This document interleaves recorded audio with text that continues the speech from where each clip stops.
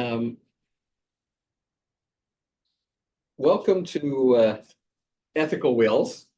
The first examples of written ethical wills in the Middle Ages are in the Middle Ages, and we find them across all three Abrahamic faiths. Most often they take the form of a letter, most often from a parent to a child or to children. But there are also examples where rabbis write them to their communities. One of the realities of the medieval world was death kind of lived much more in the forefront of people's thought than it often does today. The head of a household could go off on a business trip and never be seen again, and the rabbis created all sorts of I'm going to call somewhat latitudes for such situations, so as to preclude women from becoming agunot, where the rules of evidence and testimony were significantly lowered, or the standards for them were significantly lowered in order to allow a woman in such a situation to move forward. But one can learn from the fact that the halakha changed to the fact that this was a phenomenon that was widespread enough to precipitate halachic change. And Rambam, Maimonides, makes us very aware of this because he talks about how his life is completely turned upside down by the death of his brother, who goes off on a business trip and dies at sea. So these ethical wills, these letters provided instruction to the family in the event of someone's untimely demise. And the readership was usually the family. Sometimes it would expand to a circle of friends. And there were even times when these were shared by someone during their lifetime as a way of beginning a conversation. One of the things we're going to look at is, as technology has improved or expanded, the incorporation first of photographs and then of audio clips and video clips into these wills really has pushed the creative boundaries for people. And so we'll, not tonight actually, but in a couple of sessions ahead, look at examples of non-traditional and sort of creative ethical wills. Jacob's deathbed speech to his children toward the end of the book of Breshit is often regarded as the antecedent of all ethical wills.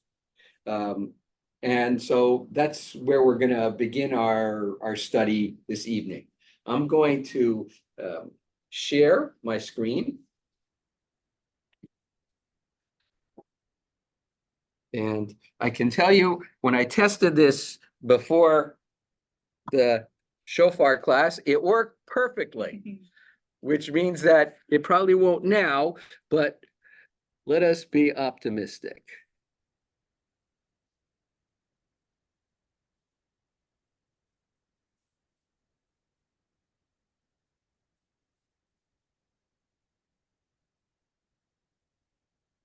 I'm glad participants can see my application. They're supposed to. It's not a bad hybrid. Oh, let me see if that's someone calling or whether that's someone at the door. Excuse me for a sec. Sure. Ah, it's the front door. EJ, can I impose on you to let somebody in?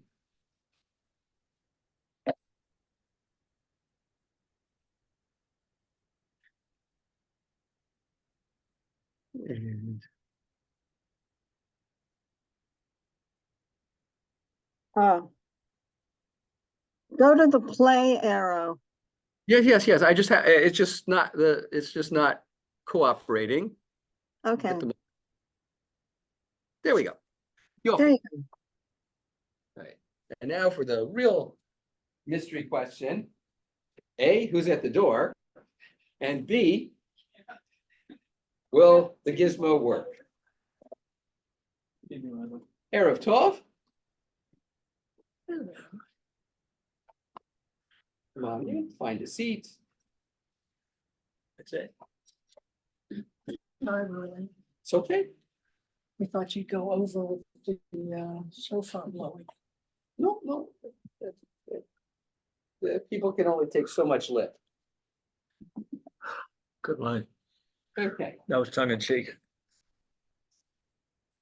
not if you want to get a salad. Okay, so hey, all the technologies cooperating tonight. So I know that we kind of all know each other, but I wasn't sure who all was going to be here. So I created this sort of a little icebreaker, because even if we know each other and we know each other for a long time, we may not know all of the things that this is asking. So I'll ask you to just go around and answer those 4 questions, if you will. EJ, would you like to get us started? Yeah, hi, I'm EJ. I was born in Ohio, in Dayton. And ethical wills. I think that the first word that pops into my head is probably like death or old. And it's like, well, young people need to write them too. So I'm here for that because it can come at any time. And when I was 6 years old, my family went to SeaWorld and I got called to be in the like dolphin show, just one of the kids in the stand, and that was really cool. Indeed. Okay. Pass on. Elaine, Baltimore, mortality. Mhm.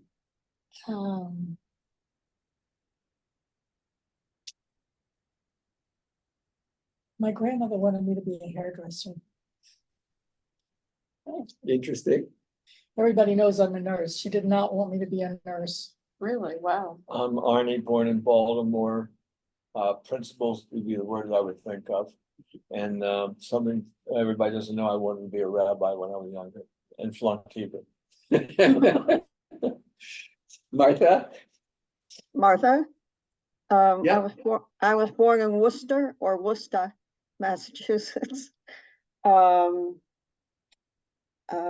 My mother, because she went to a workshop at Baltimore Hebrew, and she wrote one, and it was read at her funeral. And something most people do not know about you.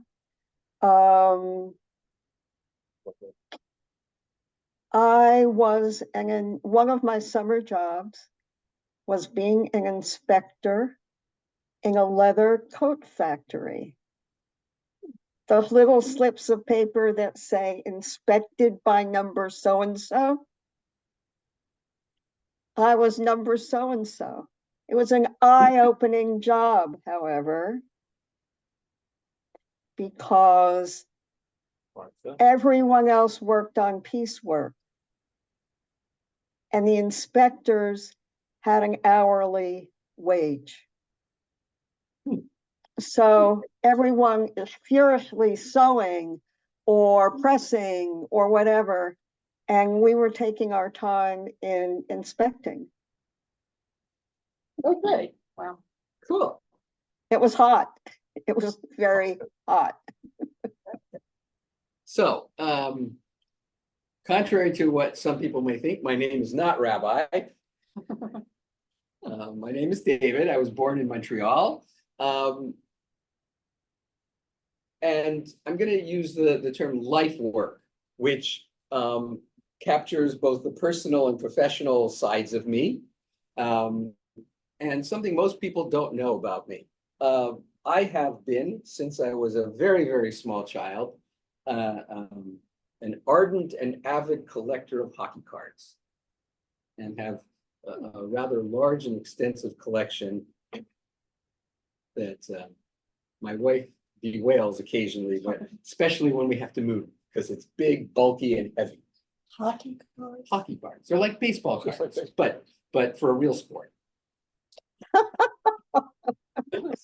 far back? The oldest one I have, it goes back to the 1920s. So it's Wow, about 100 years old. pretty legit. Okay, so now let us turn our attention to Jacob. And the Yalkut Shimoni, which is a early medieval midrashic collection. But as a collection, what's intriguing about the Yalkut Shimoni is that it seems to have collected material that doesn't exist always anywhere else. So Jacob felt that his end was near and sought divine mercy. Ruler of the world, he cried out, take not my soul until I have encouraged and instructed my children, and his wish was granted. So what jumps out at you from just that little snippet of Midrash?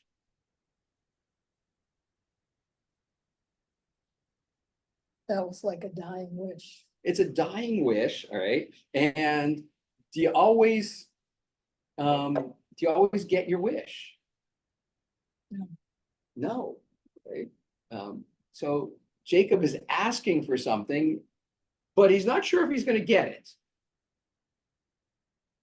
Jacob, we also know, is 137. So, you know, that he'd be thinking about this at this point is not surprising. But what has he not done, despite the fact that he's 137? And according to the Torah, he's the first person who's described as being sick and bedridden. Sick of it. Bedridden. Oh, Right? When if you remember the story, Joseph brings his children to him, and Jacob steels himself and sits on the side of the bed. When this last chapter happens, he's in bed and he's surrounded by his children. That's the first time we hear about that kind of infirmity. Even though both Abraham and Isaac were actually significantly older than Jacob was at the time of their death. Okay. What else catches your eye from this midrash? Did he not instruct them before his death? Did he wait till the last second? It feels like he's, in this midrash especially, it's like, oh, my moment is at hand. Can I get like an extra 5, God? I need a timeout over here because I did wait till the last moment. And so on one level, the text, I think, is telling us that we don't know when the end point is. And as we saw from what I said about the ones that were created in the Middle Ages, there might have been other times in a person's life, not just advanced age, which might prompt them to want to create one of these. Travel, as we described in the Middle Ages and earlier, was dangerous. And when you left, you said goodbye with a much heavier sense of goodbye than we do today. Any other last thoughts about this particular midrash before we move on? there's never enough time. That is certainly true.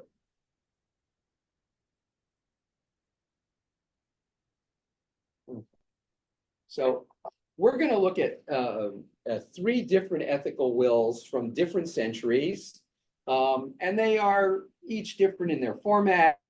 But for each of them, we're going to try to ask these 3 specific questions.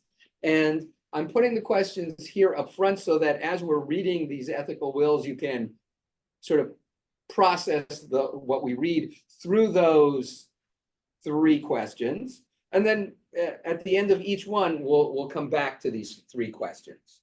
Right? So what is challenging for you about this particular ethical will? What do you wish were also included in this ethical will? And how is this ethical will different from an ethical will that you might want to create? And I realize that some of number 2 may sort of enter into number 3 a little bit. Okay, so the first one is pretty famous. It is Maimonides' letter to his son. It's from the 12th century. And he begins, "Hear, my son, the instruction of your father, and don't forsake the teaching of your mother." So he begins with a passage from the book of Proverbs. And that sort of sets the tone for it. But I would also say it roots Rambam in sacred text. Maimonides lives, vibrates, resonates text. Right? So, and then he writes, "Get into the habit of always speaking calmly to everyone. This will prevent you from anger, a serious character flaw which causes people to sin. Once you have distanced yourself from anger, the quality of humility will enter your heart. This radiant quality is the finest of all admirable traits, because through humility you will also come to fear God, which will cause you to always think about where you came from and where you are going." Okay. I don't want to answer our 3 meta questions, but are there anything that anybody wants to comment on before we go on to the next part of the letter? I don't like the idea of fear of God. Okay. That's his language. Right. Also we have to remember that in Hebrew, the term is a term that could just as easily be awe, right? Which is, I think, a more comfortable term in Yes. our lingo, but awe in his vocabulary is something that also makes you fearful. Because remember, the idea of king resonates very powerfully in the Middle Ages. Thank you. All right. Oh, I should actually just know one other thing, that in his laws of tshuva, he spends a lot of time also talking about how anger is an impediment to living the best moral, ethical life. So this idea is something that repeats in various places in his writings. "Therefore, I will now explain to you how to always behave humbly. Speak gently at all times, with your head bowed, your eyes looking down to the ground, and your heart focusing on God. Don't look at the face of the person to whom you are speaking. Consider everyone as greater than yourself. If he is wise or rich, you should give him respect. If he is poor and you are richer or wiser than he, consider yourself to be more guilty than he, and that he is more worthy than you. Since when he sins, it is through error, while yours is deliberate, and you should know better."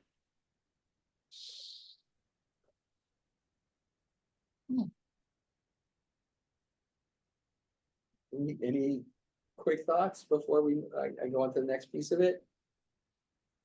When he is suggesting that his son speak with his head bowed, is that only when he's in an argument with someone, or is it constantly, don't ever look at anybody when you're talking? I think it's a constant, which Okay. is so counterintuitive to the way we are accustomed. It's like you're supposed to look at the person. It's like don't. In our culture. "In all your actions, words, and thoughts, always regard yourself as standing before God's presence. Act with restraint in front of everyone. Torah should always be learned diligently, so you will be able to fulfill its commands. When you arise from your learning, reflect carefully on what you have studied in order to see what in it that you can put into practice. Examine your actions every morning and evening, and in this way, every of your days will be spent in tshuva, in repentance. Concentrate on your prayers by removing all worldly concerns from your heart. Read this letter at least once a week, and neglect none of it. Fulfill it, and in so doing, walk with it forever in the ways of God. May he be blessed, so that you will succeed in all your ways. Thus you will succeed and merit the world to come, which lies hidden away for the righteous. Every day that you shall read this letter, heaven shall answer your heart's desires. Amen. Selah. So, what do you find challenging about this ethical will that Rambam leaves for his son?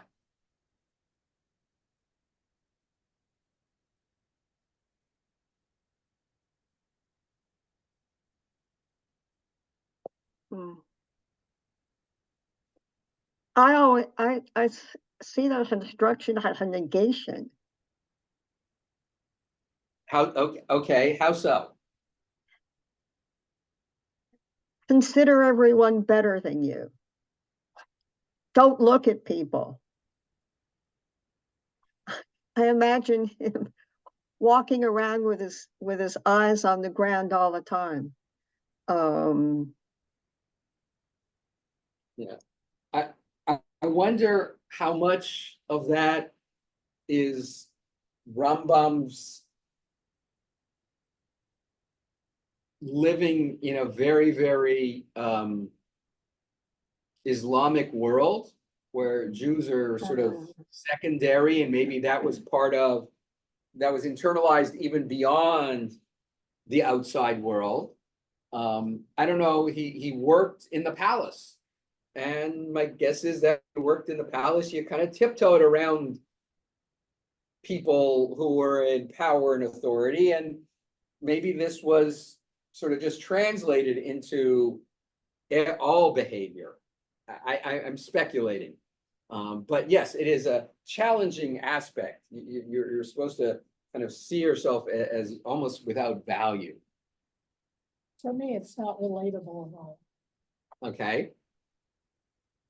Because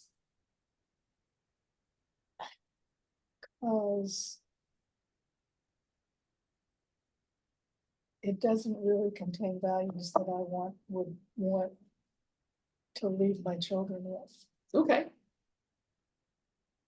Okay, so I guess that's a good segue into the next question, which is, what do you wish Rambam had also said to his son?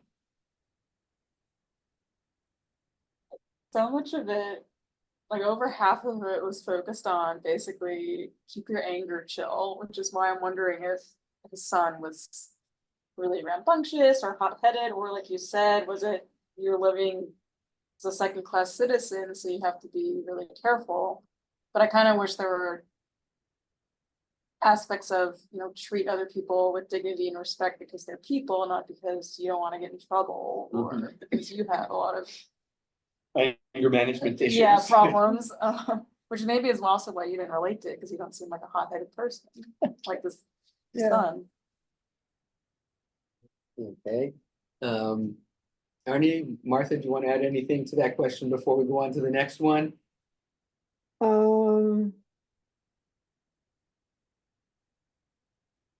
I wish there was something more positive. I don't think you're going to get. Except at the end, do all this and you will be rewarded. But But yeah, you got to wait till the very end to get that. And by the way, when does the positive kick in? Only after you're dead. that's Okay. right. So we've touched on this a little bit, but before I throw the last question open, I'll say, for me, the thing that's missing here is there doesn't feel like there's anything personal. I almost feel like Rambam came up with an ethical will that's addressed to his son, but could have been written to anybody or everybody. This is how you should behave in order to be a good Jew who is walks the path of holiness and does what the Holy One expects of you, and da da da da. There's nothing personal And I think that's part of why it doesn't resonate with us. Right. And I think that in some ways is what we might do differently, is that not only might we want to personalize it, but I could see, you know, speaking differently at various points to different ones of my children. Because just because they're all mine doesn't mean that they're monolithic. Right. Okay. Okay. This is P's letter to his nieces and nephew, was written in the 20th century, right? All right. Why is P writing to his nieces and nephews? He doesn't have In children. part because I don't think he had children. Dear nieces and nephews, some of you are old enough to read this now, and for the rest of you, I'm leaving it up to your mom and dad to wait until you are 12 or 13 to share this. Even then, you may find that rereading this letter when you are 15 or 20 may help you understand the ideas in a better way. Notice the one thing that he introduces, that Rambam says, read it every week. All right. He's not saying that, but he's saying that you may want to read this again because my words aren't going to change, but your ability to understand and appreciate them will as you grow older. The first thing I want to say is how much I love you and the great joy you brought me. Yeah. The second thing I wanted to give you all is some advice. I know that you know that I am dying. That means that I just don't have the energy or the words to say all I wish. So my first piece of advice is study hard, study very hard. That is how I came to do the things I have done in my life. Thomas Edison said that genius is 1% inspiration and 99% perspiration. I think he meant that 1% comes from that weird thing we call genetic intelligence, and 99% comes from hard work. The third piece of advice I have is to be open to people who are different and may at first seem strange, people whom society doesn't really like.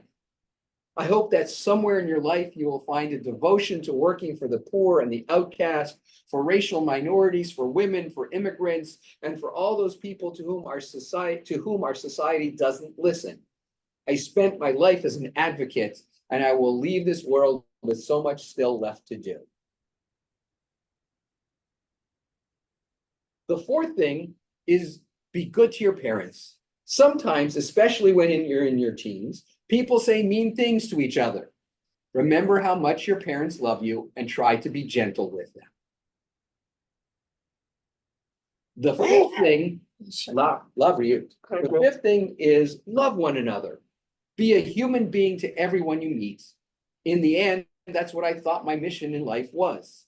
Know that I believe with all my heart and soul that you are great people. Just remember this, I love you. Okay, so we're going to ask our same three questions.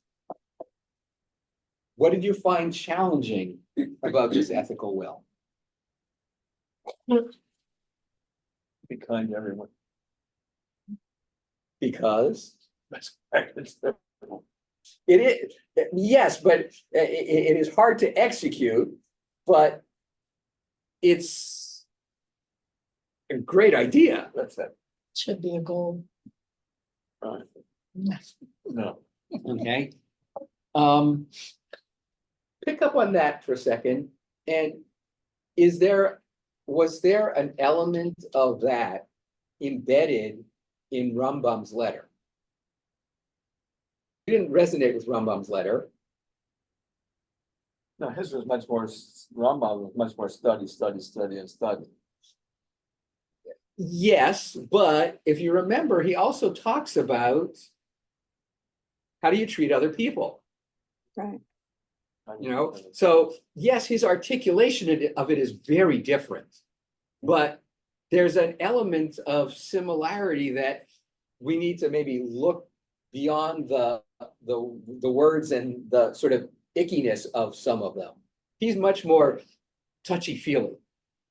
I think Ramban was more like technical and P is getting more into the like, here's the moral reason why, Mhm. like why you should do the technical thing. Non-emotional.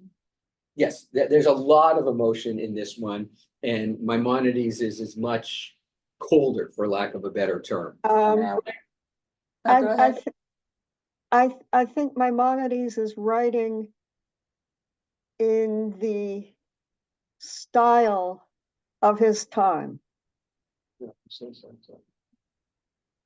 very and some of it expresses the same thing. The 20th century is a more informal time. And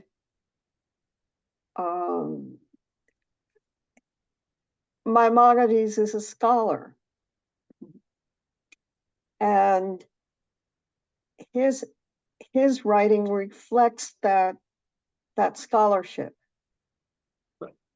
Yeah, he's a rationalist, he's a philosopher. I've never read anything from Rambam that said to me, oh, he's touchy-feely.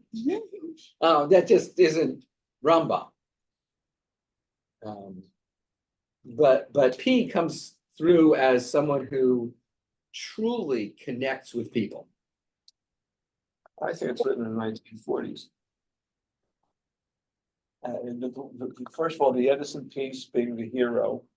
Second one was the treating different people. At the time when, at that time, particularly coming out of the 30s and 40s, a lot of hate for a variety of different groups, etc. The idea about love coming in at that point in time, as opposed to other times where you didn't quite say, I love you. That was not in. Yeah, it's interesting because I always sort of plop this into the 60s. Okay.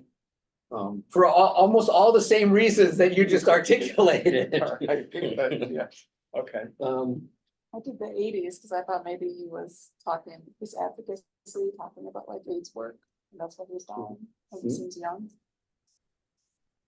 All right, all possible. It's funny, because he's the Uh, oldest. Then you, and then, yeah. Yeah, so we all tied it to a Different- generational yeah. reality I like that that. resonated for us or was more similar to us. One of the things that P doesn't do is anchor his in any text.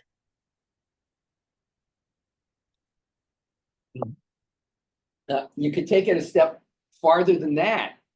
Was there anything Jewish, uniquely Jewish in P? No. Human. Right?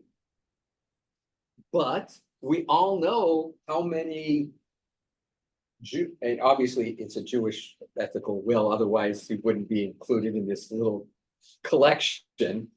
But there, and this is also part of why I kind of dropped it into the 60s, I guess, for me, which is, though I could make a good argument for the 30s, 40s with exactly the same words, that there was a tremendous power in the prophetic voice that was coming out of, reading Isaiah and Jeremiah and the demand for justice and freedom and equality and that all the stuff that roiled the society,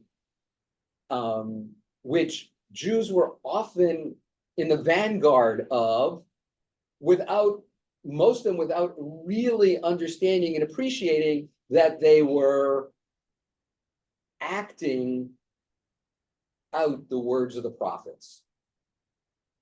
I remember reading an article that that someone wrote about hearing Heschel speak at an event that was for Dr. Martin Luther King Jr. He did march with him, but that was not when this happened. This happened at a birthday celebration for Dr. King. And Heschel was one of the speakers, and this Jewish guy is going like, wait a second, he sounds like King. And I'm going like, no. In fairness, King sounds like Heschel. I mean, Heschel was the wrong one who in the 30s or 40s wrote the book, The Prophets. All right. And so not only did he read the book, but he literally wrote the book. And this guy is sort of coming to this like moment of epiphany, like, oh, my tradition is full of this. And part of me is going like, well, duh. And what does it say about the Jewish community that we sort of didn't ever communicate that to you well enough for you to realize that all these things that are driving you in terms of the impulse to do justice and serve and advocate, they're emergent from your biblical and religious heritage. But yes, P has no Jewish or certainly no overtly Jewish anything in his words. Okay, let's look at number 3. This is the most recent. Dear family and friends, ethical wills are a traditional Jewish way to pass on values and life lessons. I only learned about ethical wills recently, but when I heard about them, I knew I wanted to make one. Ethical wills began as letters parents wrote and put away for their children in case they died before their children reached adulthood, so they could continue to provide moral instruction and life wisdom even after death. Thankfully, I have lived to see my children grow into wonderful, loving adults, and they, like the rest of you, know me and my values pretty well, as I have never exactly been quiet about what I think. Still, writing this has given me some new insights, so here I go. In preparing to write this, I made a timeline of important events in my life and thought about questions that were meant to help me articulate and describe a legacy. You can imagine how surprised I was to find my answers were pretty ordinary. Marrying John, becoming Anna's mother, and Lily's grandmother. Here I am, someone who believes in social change, highlighting social conventions. That realization led me to these thoughts. These were good choices for me, but I don't view them as normative or necessarily for everyone. I have been part of an amazing community of friends who made other choices, like devoting their lives to art, advocacy, or service, and I love how our different lives weave together. What matters is not to waste the precious life you are given. Even conventional choices take work to maintain. There are some roadmaps available for being a spouse and being a parent, but even these aren't one size fits all either. Really, what I have found is that being a thinking, healthy, caring human being, no matter what you do, requires discipline, creativity, and above all, love. Love for yourself, your family, and your world. My choices also resonate with Jewish values.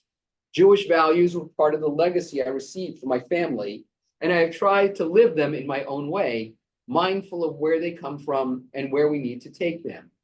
On Anna's bat mitzvah, I chose a tree of life design for the talit because that is what I wanted us to be that day, a tree of life extending back for centuries and forward into the future. And we always are. I felt similarly the day we marched for women's rights in DC, 3 generations together, men and women, old and young. That attention to making a better world is very Jewish, but it is also part of being an American and not taking freedoms for granted. Please don't take them for granted and always look at the world both as it is and as it could be. We don't know when our own tree of life will be cut down or compromised. Having survived breast cancer, I know that only too well. My financial, medical, and legal papers are all in order, and yet there are things I may have forgotten to tell you or not emphasized enough. Ethical wills are about that too. You have all enhanced my life, and I hope that I have contributed to yours. I hope I have not offended you and ask forgiveness if I have. I love you all and want to thank you. blessings. Okay. And so we come to our three questions. What do you find challenging about Sarah's ethical will? I think it challenges me to also think about the preconceptions I have. I really appreciate her willingness to kind of call herself out Mhm. in the will, and that's a reminder to me to do that when I'm like reflecting on Mhm. this project. Oh, but different people have different paths in life, and that's okay. There must have been a common core of friends, but each one went their own way, and that's fine, because that's what they felt was important to them, and they had the skills to be able to do that. Okay. And Elaine, Martha, any additional comment before I make one? No, Okay, so I just want to sort of highlight that, each person takes their own path. Well, we saw aspects of that in P. I did this, you're gonna do other stuff. And even Rambam, I know we didn't love him, but he kind of lays that out where he recognizes that different people are going to be other than you. And yet you still have to treat them respectfully, honorably. Because it's not just about you and your paradigm. I'm kind of thinking, I hope that I've already given my children that. Oh, yes. Look, what was it Edmund Schlegg once, I think it's Edmund Schlegg. Children have never been very good at listening to their parents, but they've been really good at emulating them. So yes, we have taught our children every single day since they were born. They have watched us, they have observed us. My guess is they probably have judged us in any number of ways, hopefully kindly. Or even rebelled. And that too is them finding their path, and the degree to which we are willing to accept they're going on a different path. But this is also an opportunity to perhaps say the stuff that sometimes we didn't say as much as we would have wanted to. I think that's Sarah, I think, more so than P, who for P, it feels like he's sort of summarizing all the stuff that, whereas Sarah's kind of looking back and looking forward. What else does she do a little differently than, let's say, P? Or Rambam? With my Jewish values. She highlighted some of them along the way. Yes, she definitely brings the Jewish value piece of it into play. I found it kind of intriguing that it almost felt like, okay, I've talked about this stuff. Now let me talk about the Jewishy stuff. Because there was nothing antithetical to the Jewishy stuff in the pre-Jewishy stuff. It just almost felt like this was this silo, and this is this silo, and you sort of want them to be a little more holistically integrated. At least that's for me is what I found challenging in this will, this bifurcation. There is a piece, most in literature and film and plays, where someone is dying and they want to make up for what they didn't do or say before. Mm-hmm. Where I agree with Elaine, if we have not said it already, I'd be surprised. If we have not talked about our values and principles before, I'd be surprised. If they didn't know how strongly we feel about the following, I'd be surprised. The other one is, there's certain models that fit perhaps within the time bound, and they don't fit necessarily. An example would be, my father always said, always be a gentleman. Well, the thing is, being a gentleman in one generation is so different in another generation.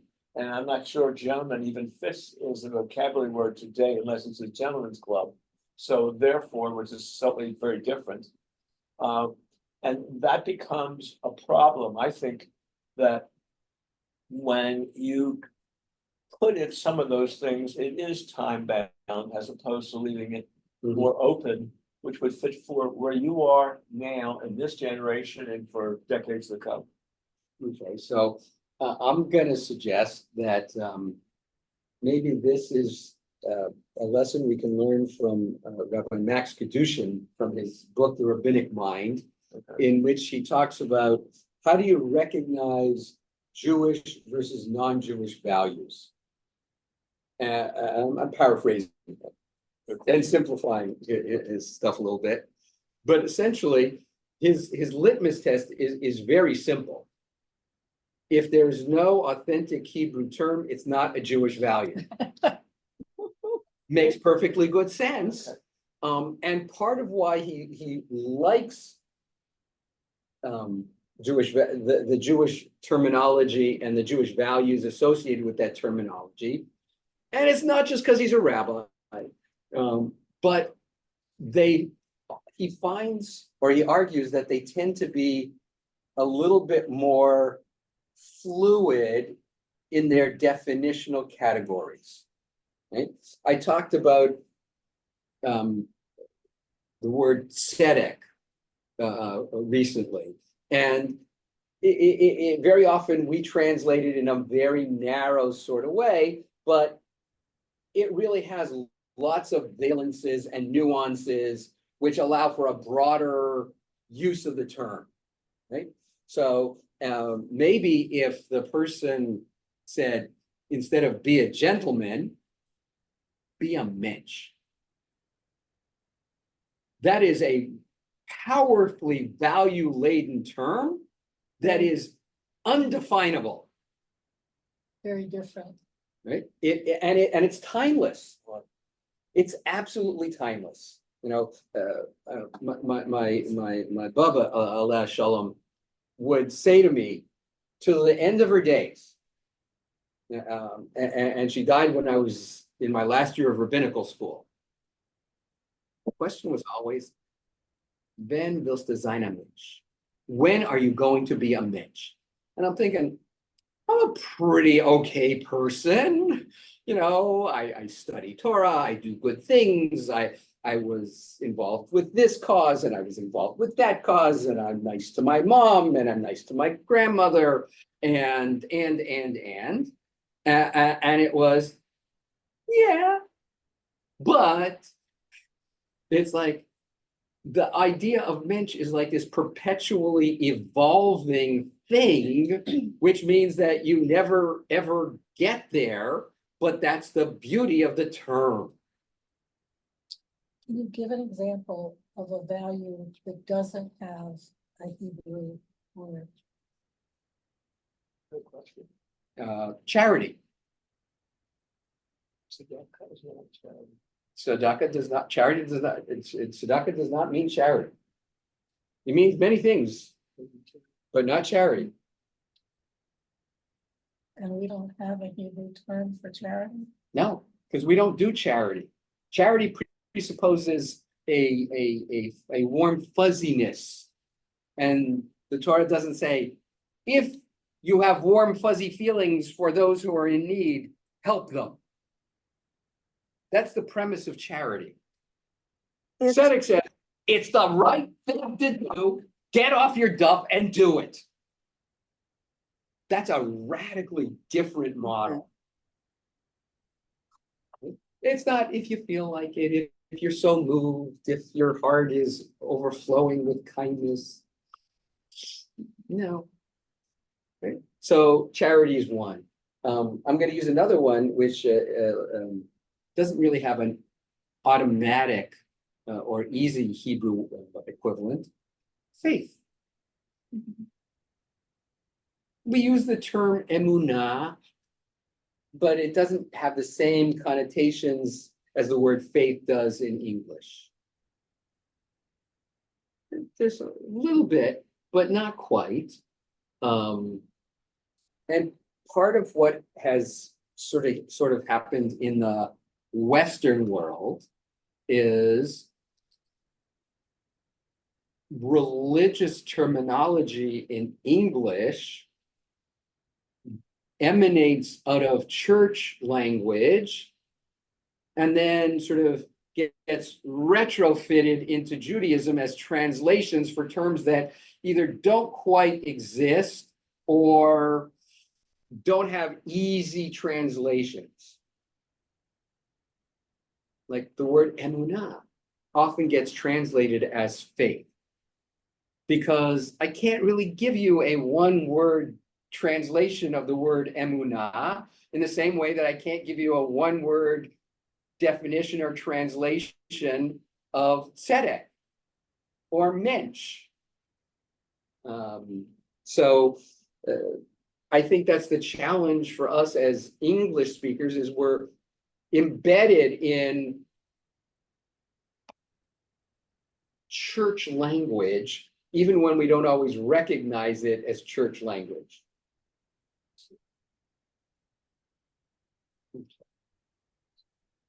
Let's move on to one last thing, right? And I don't know that we're going to finish this.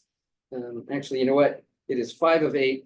I don't even know that I want to start this. We'll do this at the beginning of next class. I want to give a few minutes for last thoughts and questions. I'll just introduce this with, as you can see, this was written for the Shema, Journal of Jewish Ideas, almost a little over 20 years ago. And she writes about Jewish sensibilities. Right? It seems like a nice outgrowth from Sarah's article, where she talks about these are the Jewish things that inspired me, and to some degree also P's, which, while unarticulated as Jewish sensibilities, were really there whether he saw them or recognized them or not. All right, and so we'll look at her things, and we're going to ask ourselves a handful of questions, right? Because the idea is that these could be jumping off points for a piece of a ethical will. We're going to do this next week. Okay. All right, because I don't want to rush through it in like 10 minutes. And as I said, I'd rather leave the last few minutes that we have before it's 8 o'clock to open to any questions or thoughts or comments on what we did do already. I wanted to point out that caritas, charity, comes from the Latin word caritas, which means love or caring, which is very different. If you give charity, you can or you can't. It's your choice. I do or I don't. Tzedakah, it's like no choice. Well, because ultimately, remember, how does charity creep in as a language? It goes from Latin to through some of the Romance languages into English, and Right. it's the church that it's the church that moves it along. But there's also a substantive difference that we may have to think about or talk about a little bit when we get into the Jewish sensibilities that Dr. Ock talks about, which is, and we don't always like this lingo, but it's authentic, right? The church uses vocabulary like charity, which has emotive roots and based on personal feeling and religious sensitivity, perhaps. And Judaism operates from the perspective of mitzvah. And while we often translate the word mitzvah as a good deed, that's not what it really means. If my Zayda said to me, do a mitzvah for me, and go get something, right? Yes, on one level, he's saying, using it as, go do something nice for your Zeta. But what he's really saying, without saying it in a sort of harsh way, was Yingala. There's a mitzvah of kibud av va'em, of honoring your parents, and mipnei sevatzakum, and honoring your elders. So go do what I'm telling you, right? It was never that sense of, but the word mitzvah carries with it all of that sense of obligation and responsibility to do those things which are defined as proper and correct Good. and good. So yes, I'm doing a good deed. I'm doing something good. I'm doing something right. I'm doing something proper. But ultimately, even when we're hearing the word mitzvah in the sense of good deeds, the reality is it's all within this broader rubric of commandedness, of obligation, of even if you don't at that moment want to do what it is that the person is asking, you do it, and you do it with a positivism and not a grump. Okay. I have two